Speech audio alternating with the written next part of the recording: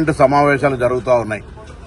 తెలంగాణ నుంచి ప్రాతినిధ్యం వహిస్తున్నటువంటి భారతీయ జనతా పార్టీ పార్లమెంటు సభ్యులు, మంత్రులు తెలంగాణ రాష్ట్ర ప్రభుత్వానికి సంబంధించినటువంటి అనేక పెండింగ్ అంశాలను పరిష్కారం చేయడానికి సహకరించాలని కోరుతా ఉన్నాం. కాంగ్రెస్ పార్లమెంటు సభ్యులు గొంతెత్తిన వారికి సహకరించి ప్రశ్న అడిగే సందర్భంలోనో ఒత్తిడి తెచ్చే సందర్భంలో మీ పరోక్ష సహకారం ఉండాలని కోరుతా ఉన్నాం.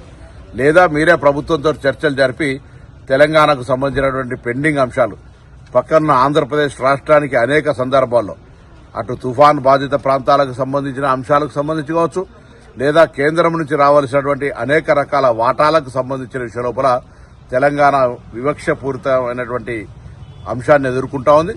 అటువంటి పరిస్థితి రాకుండా మరి తప్పకుండా తెలంగాణకు న్యాయం చేయాలని కేంద్రంలో ప్రాతినిధ్యం వహిస్తున్న బీజేపీ పార్లమెంటు సభ్యులను కోరుతా ఉన్నాను. అదేవిధంగా భారతీయ జనతా పార్టీ ఎంతసేపు కూడా పార్లమెంటు సమావేశాలు రాగానే డైవర్షన్ పాలిటిక్స్ చేస్తుంది.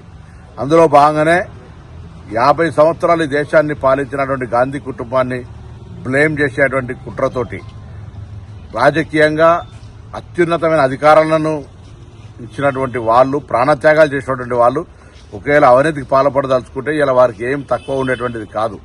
కానీ దేశ ఐక్యత కొరకు, దేశ అభివృద్ది కొరకు ప్రాణాలను సైతం అర్పించినటువంటి కుటుంబాన్ని కావలసుకొని సమాజం ముందు బదనాం చేసేటువంటి కుట్ర జరుగుతోంది. ఇప్పుడు డక్కన్ హెరాల్డ్ కేసు కూడా అటువంటిదే. అన్ని విచారణ సంస్థలు బీజేపీ అనుబంధ సంస్థలుగా మారి ఇటువంటి విధంగా వ్యవహరిస్తా ఉన్నాయి. అయినా రాహుల్ గాంధీ గారి వెంట దేశమంతా ఉంది, భయపడే ప్రశ్నే లేదు. తప్పకుండా రాహుల్ గాంధీ గారికి అండగా ఉంటాం.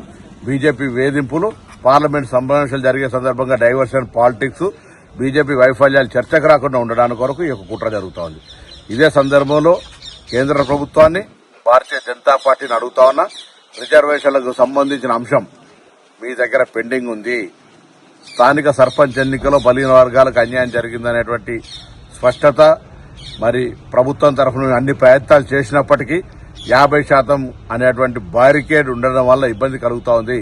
కాబట్టి అందుకు సంబంధించినటువంటి మార్గాన్ని సుగమం చేయడానికి తెలంగాణ ప్రభుత్వ ప్రతిపాదన 42% రిజర్వేషన్ అమలు జరగడానికి సహకరించే విధంగా పార్లమెంటులో మరి చొరవ తీసుకుని దేశంలోనే ఆదర్శ రాష్ట్రంగా నిలవాలని కాంగ్రెస్ లేవనెత్తే ఈ అంశానికి భారతీయ జనతా పార్టీ కూడా బలహీన వర్గాల పక్షాన్ని నిలుచోవాలని డిమాండ్ చేస్తా ఉన్నాం.